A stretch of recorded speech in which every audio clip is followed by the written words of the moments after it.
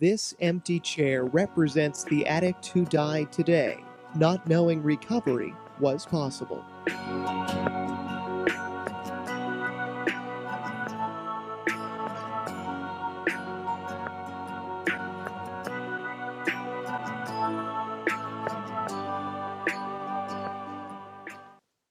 Welcome to another episode of The Empty Chair. I'm Phil Lahey along with Welch. And we've got kind of a really special show tonight. It's a topic that not too many people are aware of, but this is a month and it's called Human Trafficking Prevention Month. And before Cole introduces our really amazing guest, I would like to remind you that we do another show at Facebook Live this coming Thursday, and our guest is Bob Cox, founder of Veterans Bridge Back. It's an initiative that I hate reading, you know. Yeah, I know. That assists veterans transition back in society from incarceration. Next. You did it. Oh yeah, I know it. Hi everyone, my name is Cole. Thank you all so much for being here. And this is a subject that is happening in our own back doors, and one that individuals and people just don't want to have the conversation about. So I'm just so honored that these three women who are doing a lot with their testimonies are out there making big changes in this world. So human trafficking is also known as trafficking in persons, including both forced labor and sex trafficking. It not only represents a threat to international peace and security, but also undermines the rule of law, robs millions of their dignity and freedom, enriches transnational criminals and terrorists, and threatens public safety and national security everywhere. There is an estimated of 27.6 million people, adults and children, subject to human trafficking around the world, including the United States. So tonight we are going to hear from three remarkable women. These ladies are survivors. They are my superheroes. They wear the capes. They bravely escaped the grips of the dark world, and they'll be sharing inspiring stories of resilience and how they've turned their lives around with the hope of helping others. Wow, you're really good at this stuff. I try. You really are. I do. I think I'll leave. So this insightful discussion is aimed to shed light on the realities of human trafficking, and most importantly, the incredible strength exhibited by these survivors. So the first one I will be introducing is Jasmine Grace. Jasmine is an effective keynote speaker and a facilitator of trainings, workshops, and groups. She's been featured on the 700 Club and many other online news resources. Jasmine is the founder and director of Jasmine Grace Outreach, which empowers women as they exit and recover from the commercial sex trade and addiction. And lastly, she is the author of the Diary of Jasmine Grace, Trafficked, Recovered, Redeemed. Thank you so much for being here this evening. This means the world to me, as this is my third year of having you and guests speak about a subject that not many people like to hear about. But I think it's most important now because the numbers are so extremely high. There was a, what do I want to call it? The FBI watched the city of Boston, and between 10 and 2, millions of phone calls were for Johns making their phone calls. So this is something that's happening in our backyards. It's happening locally. So I applaud the three of you for being here tonight. So if you can tell us a little about who you are and your story, that would be so helpful. Yeah, and I just want to say thank you again for having me and giving us this chance to share and spread awareness. I've been out of the commercial sex trade and addiction for 16 years, Amen. I think. It gets kind of blurry after a while because you're just doing the next right thing and living life. I'm married, I have 5 kids, we're a blended family from 20 down to 6 years old. I homeschool, I drive a minivan, I make fun of myself. From Revere, Saugus area, I'm totally from the North Shore, you hear the accent. I live in New Hampshire now, and I've been the founder and director of this small little ministry that's grown over the years. At first we called it Bags of Hope, because that's all we did was fill little bags with toiletries and things that we knew women would need out on the streets and in programs. And now we give out over 1,000 of those bags each year to women in treatment, and we have over 40 partners that we give the bags to. We run groups in halfway houses and jails, and then we meet the women and help them get out of the cycles of addiction and exploitation, because we know how very closely linked those are.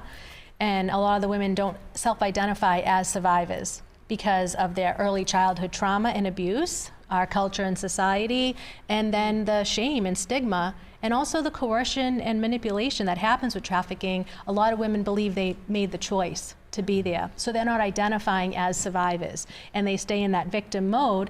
And unfortunately, you can't live a normal, productive life and get high, right? And so they might get sober for a little while, but something creeps in and it pushes them back to exploitation, whether it's the trafficker, a boyfriend, or just they can't buy a bus pass, right, or cigarettes, and that lifestyle so easy and normalized, and then they use a few days later, they get kicked out of the halfway house, and the cycle continues. So we try to meet them there and mentor, walk alongside, give them exit strategies, let them know there is a better way, and if we can get clean and sober and change our lives, so can't they? We, for many years, was sending women out of state to safe houses across the country. But just recently this year, we were able to open up our own home. Amen. And it's in New Hampshire. It's called Living Hope Farms. Casey is the director of that home. And she's a survivor that I've known many years, and she's wonderful. I'm so glad to partner with her. And so we have this, two-faceted outreach and then the home. So some of the women that we meet through the outreach can come transition into the home, and they can stay for up to 2 years as they work on their healing journey and recover and empower them. So that's the whole point. But how I got there to where I am today is a whole story. But really what I want to mention is, I probably look like the girl next door. I like a mom in a minivan at this point, but trafficking does happen all day, every day to young girls, boys in our lives, in our communities that we don't even recognize it's happening. But it's based on our vulnerabilities, especially for girls. Like, no little girl dreams of becoming a prostitute, right? That's not something we want to do. And our culture kind of sells us the fake dream. Like, when I was a kid, I watched Pretty Woman. And that is not the reality of the commercial sex trade. Like, Richard Gere never showed up in a Lamborghini with a string of pearls and saved me from my exploitation. If anything, it was the complete opposite, because the sex trade does internal, deep, deep soul damage that no one talks about, whether it be through OnlyFans, webcamming, or strip clubs, pornography. The commercial sex trade in a whole just promises fast money, an easy life, cars, an apartment, college, whatever it is, but it doesn't deliver that. At the end of the day, it's this deep soul damage. And I guess that's really what I want to talk about, is that I was sold a fake dream. As a young 19-year-old, graduated vocational high school. I was a hairdresser. I was going to community college. I was trying to make a life for myself, but I was intersected and met a guy who promised a family and a business and love, right? The number one thing we all need as humans is love and belonging. And he promised that, and unfortunately, before I knew it, coerced me into the commercial sex trade, and then I was trapped. It's almost like domestic violence on steroids, right? Because of the shame that you're feeling from the exploitation. Just keeps you trapped in the violence and the mind games. And at the root of it, it really is an identity disturbance, right? I became whoever I had to be. And it's this vicious cycle, right? Why we have trafficking exploitation is because you have a trafficker who can be a man or a woman, right? It doesn't have to always be a man, a victim or a vulnerable person. And then you have the sex buyer, which you noted, call them Johns. I call them sex buyers, right? Yeah. Because that's legit what they are. And we're all coming out of a broken system. Something's wrong, right? Why is a sex buyer a sex buyer? Because they're dealing, mostly men, with a sexual addiction or a brokenness that's pushing them to be purchasers, right? They think it's okay, and they don't know the realities of what's going on behind the scenes. And if I told you the reality of my life, you wouldn't want to purchase me because you'd be too depressed. I won't get you money, and this won't be fun, right? So it's all a facade, and it's this whole show that just perpetuates this vicious cycle. And we're all coming out of this broken system. And I was trapped for 5 years under his control. I tried to escape or run away many times, but it never would work because I believed that I was a no-good, dirty prostitute, and that was what my life was going to be. You know, and no one would love me or accept me or marry me. And I was stuck mentally. I was never handcuffed to a radiator, right? Does that happen? Yes. I've worked with women who are stuffed in crates and live in sheds in people's backyards, and horrific things I've heard. Yes, that does happen, but I was almost like in a cult, right? That mental and emotional bondage that kept me trapped because that's what I believed my life was, and that's all I thought what was going to be, right? Can I ask you a quick question? Yeah. I understand that you got into this because you thought that this was the man of your dreams, all right? He must have been pretty remarkable to keep you thinking that for so long. And it wasn't just his remarkability, it was the act of involving yourself in the commercial sex trade on top of it. It's the shame. In prostituting, you know, a lot of people say it's the world's oldest profession. We say it's the world's oldest oppression for women and children, because that's exactly what it does. And so it wasn't because of him necessarily, it was a blend, right? My identity, I thought that's all I was going to be. I was dirty, I was no good, I was full of shame. And every time I tried to escape, he made it really hard for me to do that. And also, at the end of the day, I didn't want to walk away with nothing. Hey, you know how hard it is to leave? You get addicted to that lifestyle, especially in my early 20s, right? I have Louis Vuitton bags, I'm driving a Mercedes, I have fur coats, like whatever I wanted in that sense. And you know, when I leave, I'm leaving with zip. So not only am I like trauma bonded to him and I love him, I'm leaving that, plus I'm leaving this lifestyle, which leaves me with nothing. And that's very hard to walk away from. When did drugs get involved in the After picture? I got out. After I got out. Really? Yeah. A lot of times women are addicted before they get in, and that's the vulnerability of why they stay stuck so long. A lot of times the traffickers use the drugs to control. Exactly. Nope, I was completely sober the entire time, which makes it even like more mental, right? That bondage I was in. I got out and I started using as a way to cope with the trauma. Wow. Not that I wanted a growing drug addiction, but guess what? OxyContin was a lot better than therapy. Sure. Wow. Wow. Yeah. So what strengths or coping mechanisms did you find within yourself during your journey of survival and recovery? You know,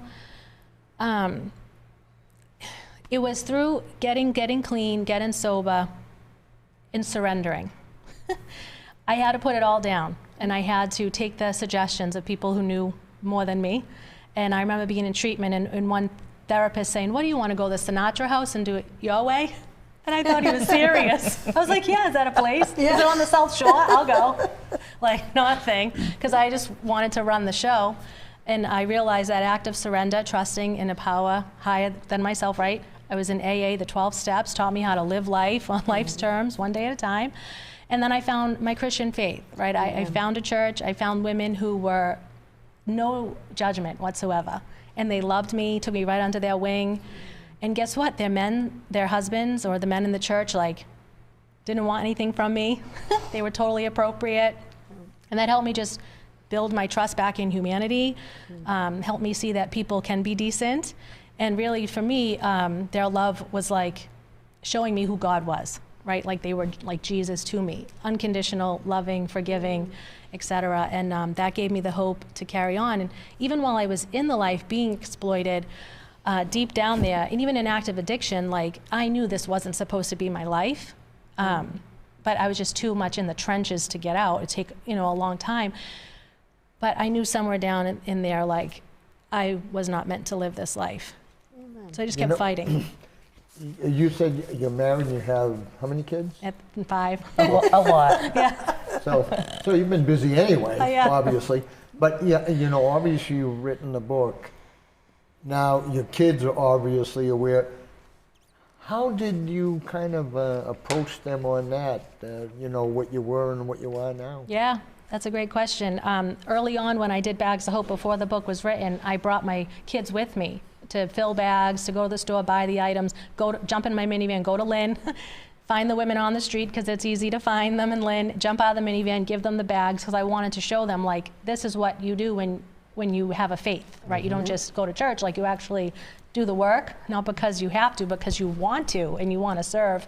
And they loved that, and they were part of that. And over time, as they grew and got more mature, then the book came out. They thought I was like famous. It's so funny. I'm like, you know, because I would be interviewed on the news and things when they were little. And just age appropriately as we've gone, have talked about it. And at this point, I will be honest, my 12-year-old daughter is like, won't trust anybody in humanity. She's like, refuses to like, she doesn't, I don't know. I maybe have jaded her a bit, Well, but she's wise. right? Yeah. And she knows like, she doesn't want to be on the internet. She doesn't want social media. Like, Amen. so at least that's a battle I don't have to fight. Because I mean, Yes. it's so impressive that you could incorporate your family into a past that obviously you weren't thrilled about. Yeah, and early on I struggled with that, and I remember a really wise woman told me, now you get to tell them, Jazz, like, yeah, that was me, that was my life, but look what God's done today. Yes. And you turn it and you show them that light, and so there's no shame there. It's about taking our mess and turning it into a message. Amen, yeah. Amen. I think I like you. Thanks, Bill. You're not bad yourself. Nice. Nice. Well, we're going to move on to our next guest. This is Gail Nastasia. Nastasia. Yes. She's a powerful public speaker advocating for individuals in recovery. Her mission is to serve as an example of overcoming the deep challenges of fear, pain, and shame associated with active addiction. Not only is Gail an attorney for the Commonwealth of Massachusetts, she is a woman in long-term recovery, and most recently she published a book, The Fruit You Will Never See, a memoir about overcoming shame. So thank you so much for being here. I've known you for over 20 years now, and it wasn't until I was sharing with these ladies, it wasn't until I read your book did I know what you went through. And I cried. I actually took a day out of work because I was crying so hard that I never knew this about you. So thank you for being out there and speaking of, again, a topic. When she was speaking of her children knowing, I had conversations with you in regards to you telling your children. So why don't you share a little bit about your testimony of your walk and how it began, how it ended, and how you got here. Well, thank you for having me, first of all. This is such a different experience for me because you did know me for a long time, and it's not something that I shared. And there's a reason for that, because I didn't want my old life to be part of my new life. You know, I didn't want to be that person. I was ashamed of that whole thing. You know, I had moved on. I'm from Gloucester. I'm from the North Shore also. And when I moved out of Gloucester, I kind of left that behind. You know, and then I got clean and sober, and I would speak and I would talk about my history, because addiction doesn't shame me. It never did. But the other part, you know, I would tell people at court, you know, lawyers knew, judges knew of my history, but not my history. You know, I had this whole other feeling about that part of my life. So why this is such a different experience for me is that I've never really talked about it, because I didn't know that it was trafficking. I didn't know until like the last few months. That's because it was my life. I mean, I was, so I know, you know, for anybody who hasn't read the book, because obviously you have, my aunt was the one who introduced me to, you know, we called it making money. We didn't call it prostitution. I didn't even know that, I never put two and two together. And when I saw Richard Gere and Julia Roberts, I didn't think of me in the same way. I think I was maybe 15 when that movie came out, or around then, and I was in deep at that point. Geez, we're gonna have to make sure nobody sees that damn movie. Right? Damage. But it was a really good, in some ways for me. But so I was 11, and then, you know, I just, my mother was, she made money, you know, my everybody that I knew, because she was an addict, she was a heroin addict, and so that was just my life. You know, everybody around me, that was kind of people in town, and at one point, DCF, they were involved in our family always because my mother was a heroin addict. And my social worker came and she said, I got information from your doctor that you were having sex with a 40-year-old. And I thought to myself, I don't know how she could know this, but she must know because it's true. And, and then my mother knew, and then we went and saw the police, and, there was this whole, investigation, at least I thought. And I ran away shortly after that, so I didn't know really what happened. But then when I got back, I found out that nothing had happened. Nothing had happened. They knew about all of this. They knew I gave them a lot of information. I didn't know a lot of names. I knew first names. I knew cars. I knew a couple of last names. They're actually one of them. I don't know if the last name is in the book, but I didn't change names in the book. And people knew, the police knew, and DCF, well, it was DSS at the time, they knew, people knew. So in my experience, they knew and didn't care. Mm-hmm. And I know I'm going to cry because I wasn't worth it. That's how I felt. That's what I thought. I thought that I was not valuable and worthy. And that's probably what you identified with in the book, because that's what it's about. It's about that shame. I was just not worth anybody's time or energy, to put into this. So then when I got back, I went right into a foster home, and then I was on the run. I thought they were looking for me. I thought they were going to use me because I knew I was always bright. I was always smart. I wasn't in school for a long time, but I knew that they needed me to testify. I knew that they would need me to get these guys, So I didn't want to be a rat. I didn't want to be in that position, so I ran. And then when I found out they weren't even looking for me. They just didn't care. And then I went on with my life, and the book talks more about how that went, because addiction. I got clean when I was 15 for the first time, and that's when I stopped, because that's when I'm sorry, you got clean when you were what? 15. 15. The first time, yes. So how long had you been using? Sorry. That's fine. That's right. Here, you sit here. Change seats, Bill. I started using when I was 11. Yeah. And it was pot first, and then it was pills, and my aunt, and the guys, and there was just cocaine, whatever was there. It was just it was all part of that whole, and I don't even think of it as a lifestyle. It was just my life. It wasn't something that you knew no different. Right. It wasn't separate from anything. It was just the way, and it wasn't like, I'm sure there are people who find that hard to believe, but we weren't. But Gloucester's a very enclosed community. It's not necessarily very, and we very rarely did we have a phone, because we were on welfare and housing and all that. And we had cable for maybe 2 months because then the bill came in and my mother didn't pay it, so then we didn't have cable.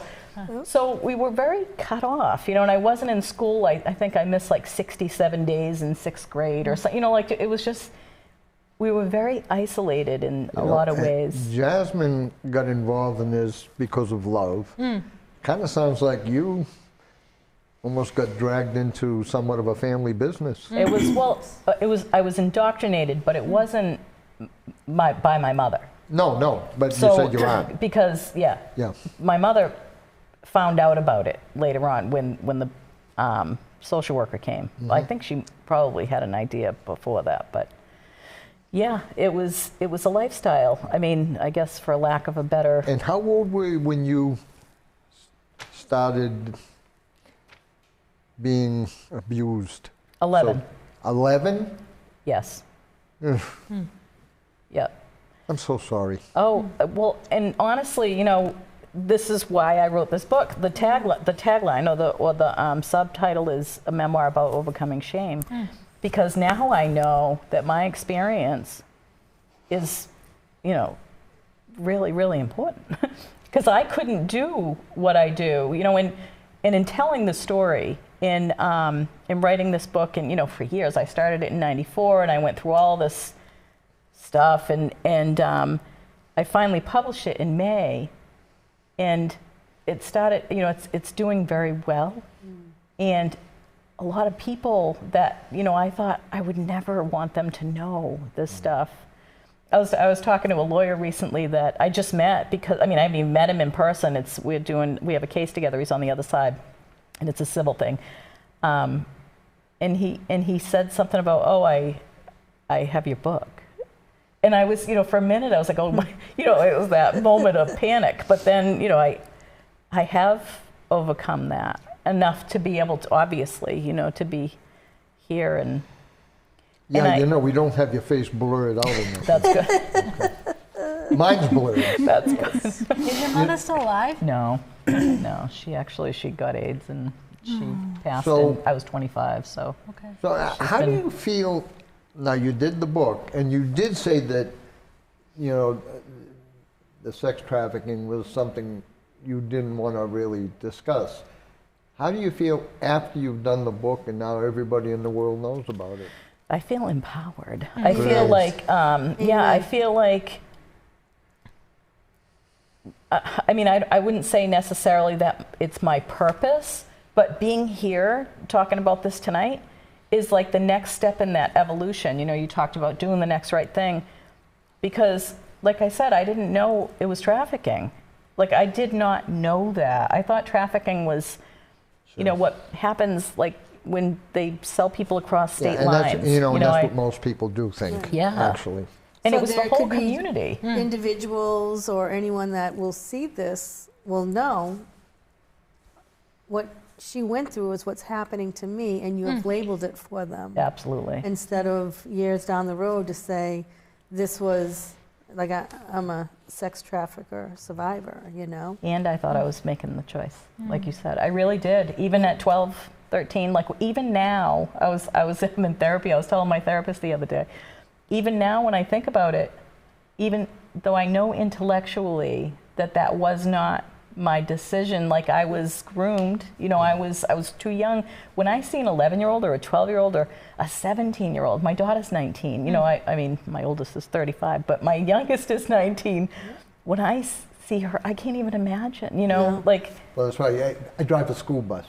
I have a lot of 11, 10-year-olds on the bus. Little kids. And to, you know, what you just expressed, and I try to picture them in my mind of being in that situation, and it's And so some of them could be. Oh, yeah. Well, I thought I had You the never know. power. Yes, I and thought you I don't had the know. power because they had something I wanted.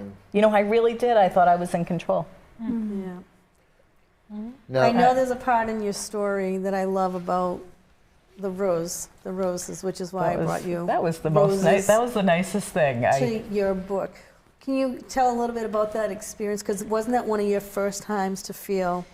Well, so my foster father, I went into a foster home. That's when I got clean for the first time because my foster mother was sober in Alcoholics Anonymous, and she brought me to my first meeting. And her husband was the first man that I knew that was not looking for something from me. He didn't look at me the way men looked at me. You know, he looked at me like I was a child, and he was just kind. See, there I go again. And he brought me roses one day. I had gotten suspended because I was smoking pot at the canal. I'd relapsed. I was clean, and then I relapsed after I was there for like 3 months. And he brought me flowers, and he said, you know, I just wanted to congratulate you. You're doing such a good job. And I said, well, you know, you might feel differently because I got suspended today. And he said, I know Becky told me before I bought the flowers. So he got them, and, you know, and it was truly like a turning point for me in seeing that there was another option, like that not all men were like that. Because although, I mean, my mother had boyfriends who weren't in that way, but they were addicts or alcoholics, all of them. There was never, I mean, there were a couple that were gross, but yeah, it was my first experience with a normal, healthy kind of guy. Did you keep a relationship with your foster parents? I did. He passed away in 2016, and then my foster mother, I was actually with. I saw her. I flew out to. No, I can't remember. One of those flyover states. She was. They don't count. Yeah, no. They're all the same. They all blend. a year ago, 2 years ago. Yeah. It wasn't that long ago. It was before you started your tour, because you were going to tell her about you going on tour about talking about your book. She read the book. She read it before it was published. And what did she think? She thought it was she thought it was awesome. She loved it. And her kids, I'm pretty sure they've read it, but they all, after she died, they sent me a necklace, a heart-shaped necklace with Becky and Greg. She had asked them to give it to me after. So yeah, it was. And you know, there are so many situations like that in my story, like people, you know, being put in my life exactly when I needed them to be, even though, you know, it didn't really. I mean, I didn't change completely. It took me a really long time, and obviously, you know, that was it was traumatic. And to undo that, like even I was again telling my therapist now, you know, after all this time, I'm 53 years old, and I just found out that I just have a hard time seeing myself as being victimized. Yeah. It's a really strange thing, Yep. even though I know it to be true. How did you, I think your escape happened when you got out of Gloucester and you came out to the North Andover area. Well, as far as I stopped that Yeah. when I was, I was about 17. There was just one person that I kept going back to because he was, it was easy. But I stopped doing that at that foster home. Amen. So that foster home was your Wow. turning point. It was a change for me. It was a new experience because I knew like you said, I knew that wasn't the life that I was supposed to live. Like I knew that deep down inside, you know, in my spirit, I knew. It's so nice to hear something good about foster parents, because I've heard some of the ones that aren't so nice. Did you say you have children? I do. Okay. She's now, a grandmother too. I am a new grandmother. Well, she's almost 2 now, but thank you.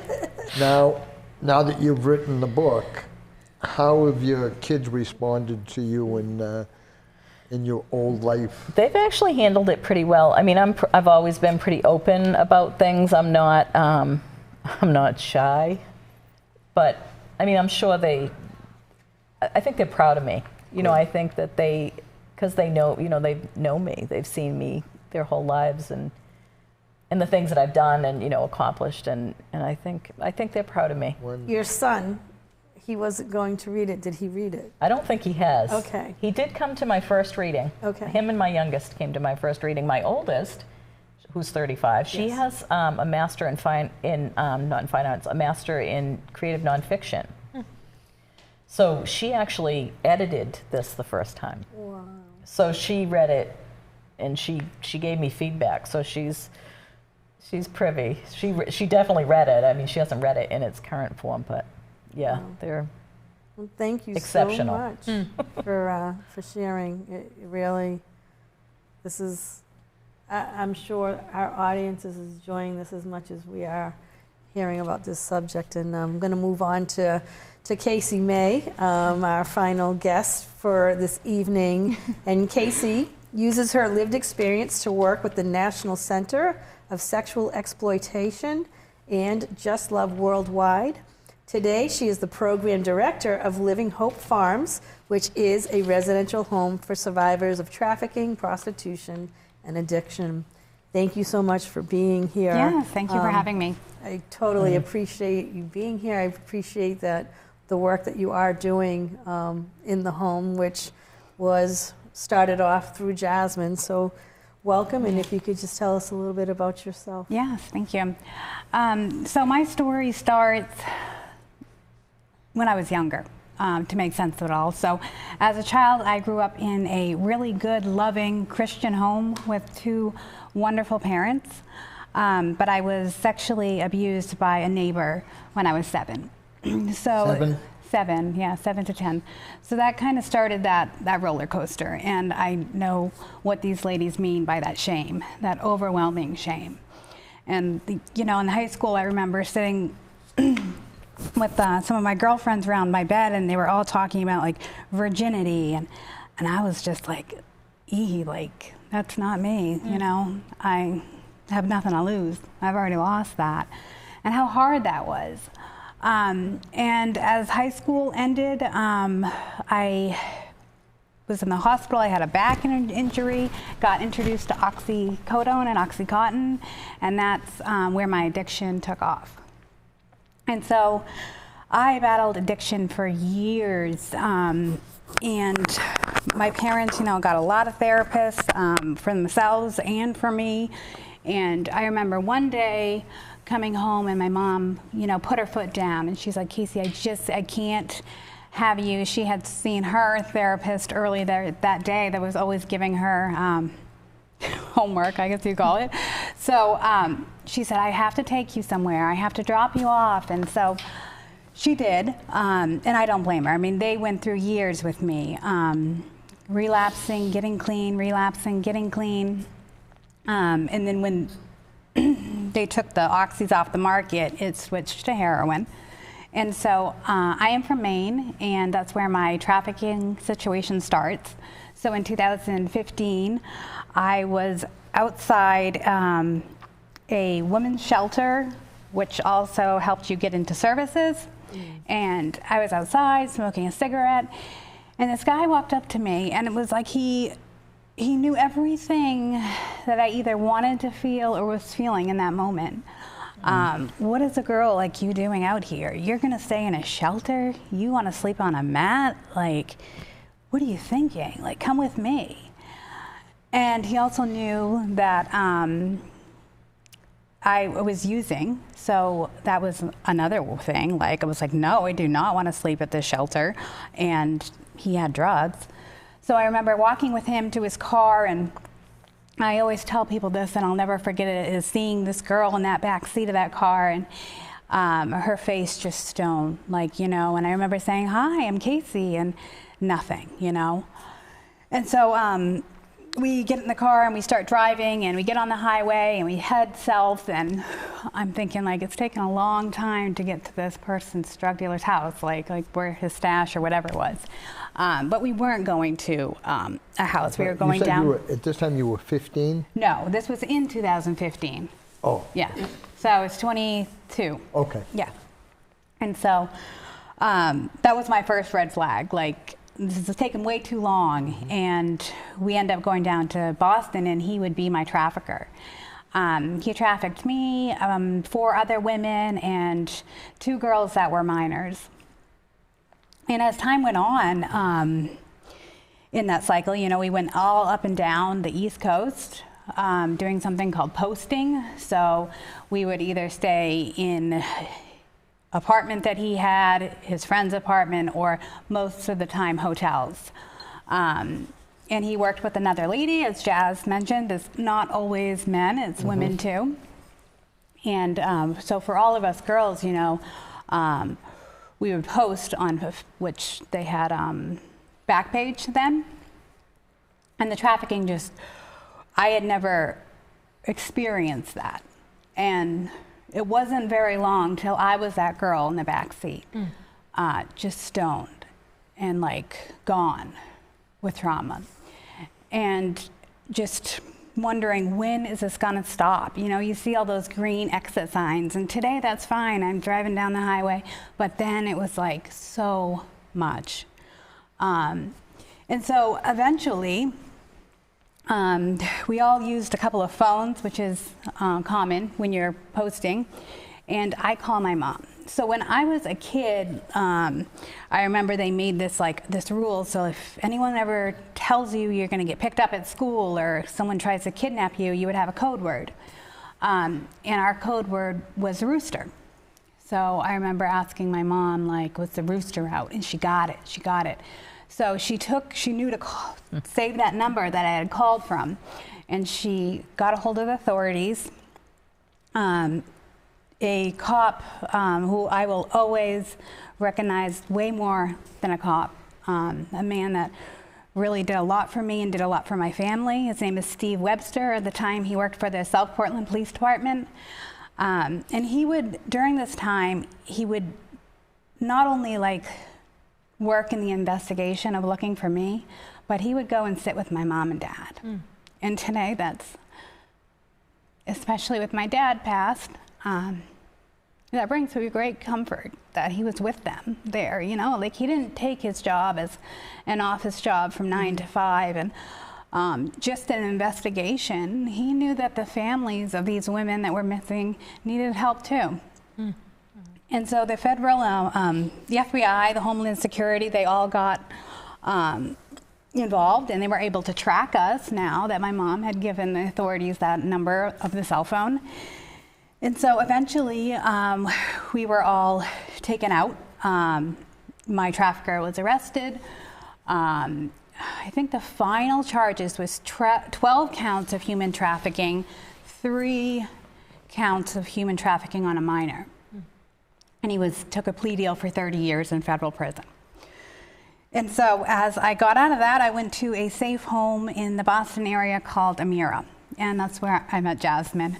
And so it's just always really cool every day. I never not think about it, like it's come full circle. And so Jasmine came to the house to share her story and her strength and her hope with us women. Just like she says, like if I can do it, you can do it too. Unfortunately, it would take many years. This was not the end of it for me. I would battle with addiction again.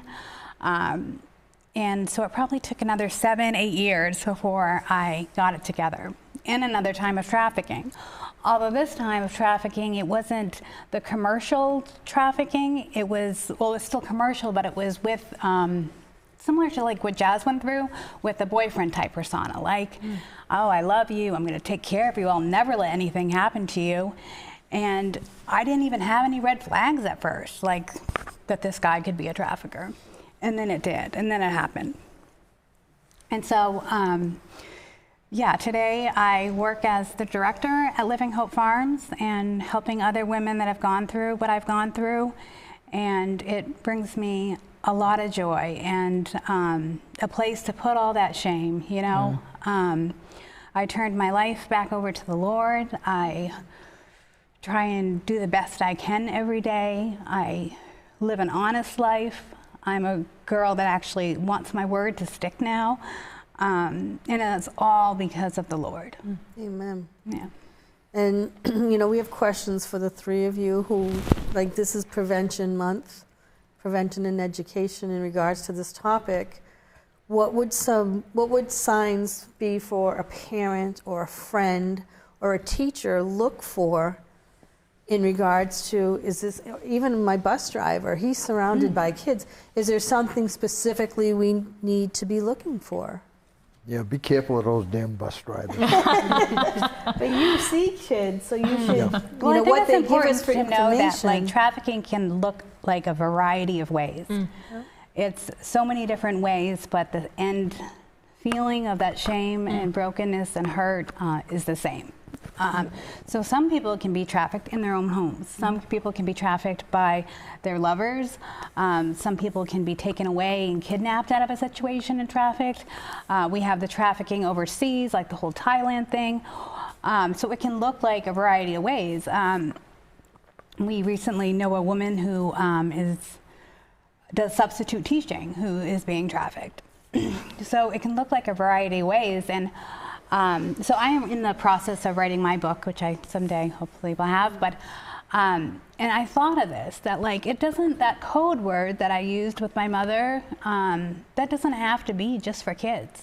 You could develop that with a friend or a son or a daughter or whatever. A code word is just so important to use, because if you are around your trafficker, you know that feeling of like you can't say anything. And in the times that you do have freedom for a phone are not very often. You know, I was lucky that time because I think he drank a bottle of Hennessy and was passed out drunk. So I think that a code word would be good. Well, let me ask, like all 3 of you, whichever or all want to answer. What are some of the red flags that a parent should look for? I had like textbook, not that my parents were looking, or my mother, but I was like textbook child in trouble. Like skipping school, sexualized behavior, smoking, doing drugs, drinking. I mean, you name it. Well, Getting did the arrested. school- That's not normal? Did not the school ever pick up on some of this? I mean, obviously it wasn't going to happen with your mom, but Well, the I school? mean, you know, I was a chins kid. I was a care and protection kid. Like I said, the police interrogated me without a lawyer. I was 13. My mother, me, and these 2 police officers, they interrogated me, and that was the extent. So I think, yes, they did know, but again, They knew, but they just didn't do they anything. didn't do anything. So I guess there has to be somebody to be accountable or to hold that accountability. All right. Now, you had these ideal parents.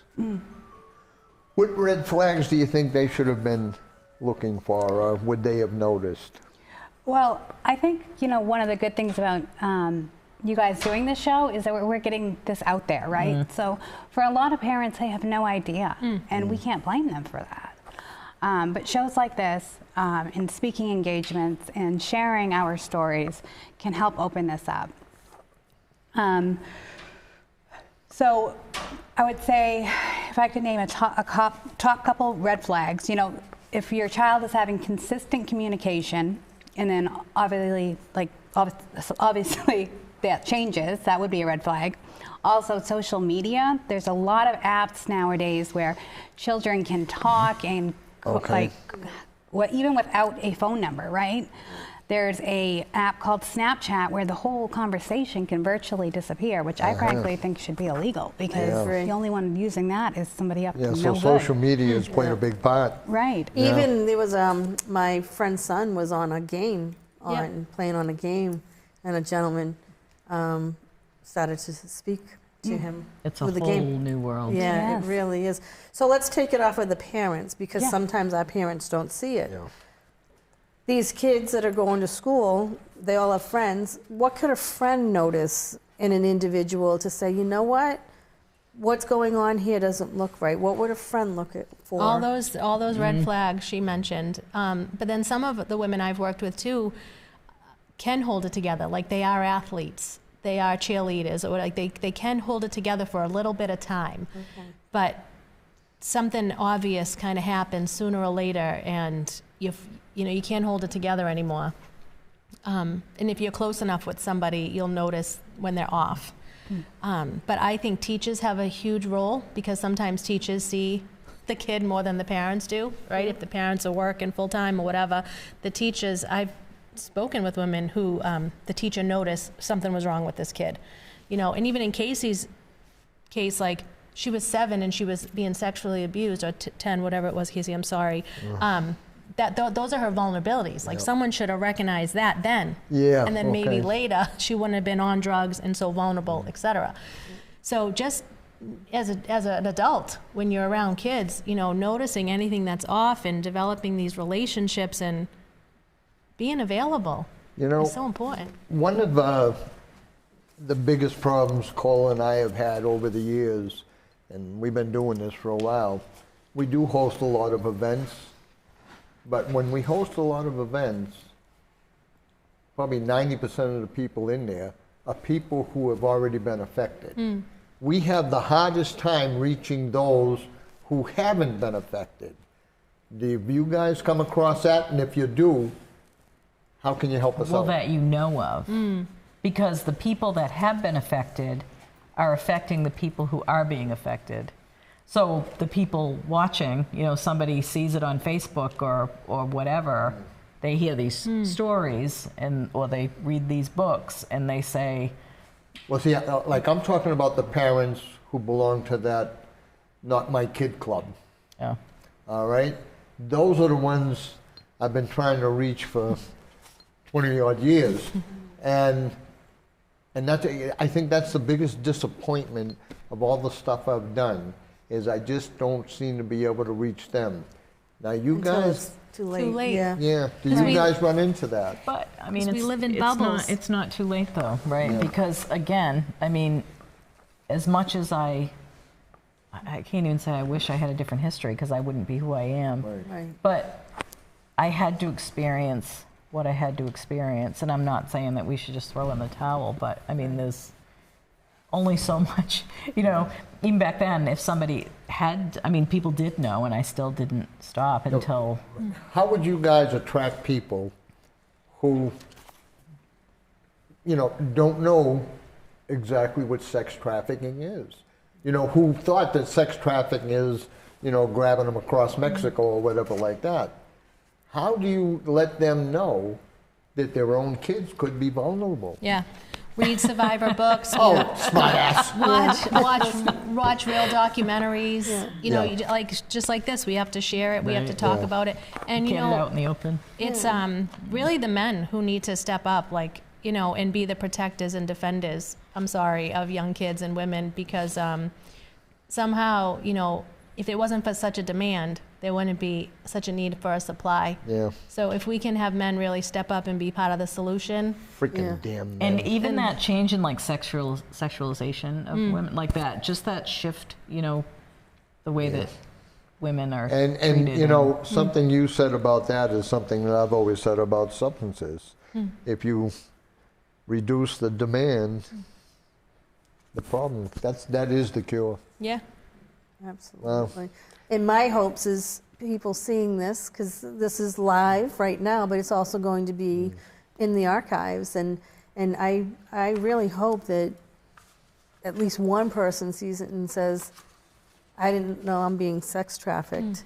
And then we will give out all the information towards the end of the show of places where we can reach out to get assistance and to get help, because there is help out there. So tell us both about your books. Jasmine, tell us a little bit about your book that you wrote. Sure, yeah. The Diary of Jasmine Grace is all based on my old diary entries of when I was being trafficked and my active addiction. My only good one healthy coping skill was to write and talk about what I was going through, not the horrific, you know, disgusting stuff, but more like just, again, that mental and emotional confusion. And I managed to save the journals, and once I finally exited and found out I was a survivor, and years later felt compelled to put it all down, I started a blog, and I would write exactly what was written in the notebook on the blog, and then women would start reaching out from all over the country. I have that story. That's my life. I mean, I'm in it right now. And I was like, I need to just keep going. This is helping. A lady we both know did almost the exact same thing. Yeah. That's right. Yeah. And, And I think that's part of yours too, was your journal entries as well. I did. That's how I remembered things, because I mean, that was a long time ago, and I started to write it a long time ago. And my goal was to show people. I don't see my practicing law as my success story. I don't think, like, you know, I had this history and now I'm a lawyer and everything's great. But I want people to see that peace and, you know, the fact that I'm able to share this, even though I'm a lawyer. You know, even though I have this professional life that's completely separate from addiction or, you know, history, that history. I guess I've never called it prostitution, but. Right. And I know your books can be found on Amazon. Is there any, you have a website? yep, jasminegrace.org. We're homegrown missionaries too, so we raise our support. That's how we do the work. It's all private funding. I don't take any federal or state funding to do the housing and the outreach and to pay our little salaries. So if anyone feels led to give towards that, that'd be amazing. Yes. So jasminegrace.org. They can find out our information. We have a big event on Saturday. Yes. I can plug that. It's our 9th annual. Wow. 9 years. Bags of Hope event in North Reading. The information's on the website or on Facebook. We try to fill 500 bags. So everyone's invited to bring items, fill bags, hear testimonies, and look at all of our merch. We have merch now. And yeah, just come and partner with us and be part of it and sign up on our newsletters and stay connected. I will be there on Saturday. you're I've already faithful, Cole. started collecting because one of your requests was Shampoo. lack of shampoo and conditioner. I saw so that. I am coming with many bags of shampoo and conditioner. I put it on social media that I'm collecting it until Thursday. And I also attached the Amazon website, the link that would bring an individual right there. So if you cannot get your shampoo and conditioner to me, you are able to order it directly from Amazon and it will arrive at the event. And I look forward to being part of that. So again, it's jasminegrace.org. Yep. To look it up. And it's Jasmine with an S or a Z? An S. So JASMINE, grace.org. And if you want more information, as always, you can reach out to me in regards to hers. And for you, GailNastasia.com. and can you spell Nastasia for us? Nastasia. Yes. It's like Anastasia, Italian. He knows, he's being funny. Anastasia with no A at the beginning. Yes. So it's how I usually tell people. And if anyone wants you as a guest speaker, that's how they would contact you. You can email me through that. Email you through that, because I know you've been throughout the United States traveling, pushing your book, and many people want you speaking. So you can always reach out to Gail on her website as well. And if you can't get in touch with her, please get in touch with me, because I will be able to get in touch with her. And Casey, any information in regards to where you're working? I know it's a private house. We can't know where it is. Right. But if Phil and I come across a woman, Yeah. I just reach out to you, or... Yeah, or anybody watching, if you know of somebody who is being trafficked, log on to the website, jasminegrace.org. And same for you. And then also, I just wanted to say one thing, because we had a question of what do you do if you, like, how can people help? Yes. Warning signs, all of that. The simplest and the best way is just take 1 second and go up to somebody and ask if they're okay. You know, respond with a loving heart. And you never know what's going to happen. I agree. Because right now, there are hundreds of kids in the school system that are being trafficked, and they don't know that that's what they're being. Right. So I'm really hoping that by hearing what it is and what you shared today, that it will open their eyes and their ears to say, that's what's happening to me. Because like you had said, you're just living life. You don't know any different. There are hundreds in the Merrimack Valley being trafficked right now. I just have to say, the number of people from Gloucester who were astonished that this happened, or they just, even people that knew me, no idea. Partner, I got to close the show. I just got the 2-minute warning. Okay, well, we got 4. No, we got 2. Okay. Yeah. Guys, first of all, I know my wife Fran is at home watching. She's probably bawling all over the place. If she goes in the bathroom, I don't know how many bags she could fill with. I wish she would, so I could find my way in there. That is true. Only kidding, Fran. On a more serious note, I am not only impressed but so proud of all of you. I mean, we've dealt with so many that have kicked addiction, but then to add on what you guys have gone through also, and not only to come out of it like you have, but to help so many others on the way. I'm proud of you. The people who are watching, I'm sure they're in amazement. I'm sure your family, to me, they probably think you're superheroes. And I don't know what else to say other than Thank you. congratulations, bless you all. And then there are some resources. There's the National Human Trafficking Hotline, and that's 888-373-7888. And there's also the National Sexual Assault 24 Hotline, 1-800-656-4673. And also the Sexual Assault 24-hour hotline at 877-785-2020. All of that information can be found on MVP ASAP, as well as our own personal pages, as we will be listing this, because January is the month of, this is the awareness and the prevention. So I thank the 3 of you for being here. I thank you for our live audience that's here listening as well, holding sacred space for you as you're sharing your testimony. And just before we go, again, I also want to thank you again. But I want all of you out there to remember that if you know anybody, family, friend, neighbor, whoever, and they're having a hard time dealing with someone with substance abuse, mental illness, or what these young ladies have been through, reach out to MVP ASAP. Yes, please. If we don't have the resources, we definitely will find them for you. So that being said, Yes, on thank behalf you. of my guests, and my co-host. Yes, thank you. And thank you, Methuen Studios, for yeah. allowing this So, evening. We that appreciate being all said, of you. Good bye-bye. night, everyone. Thank you.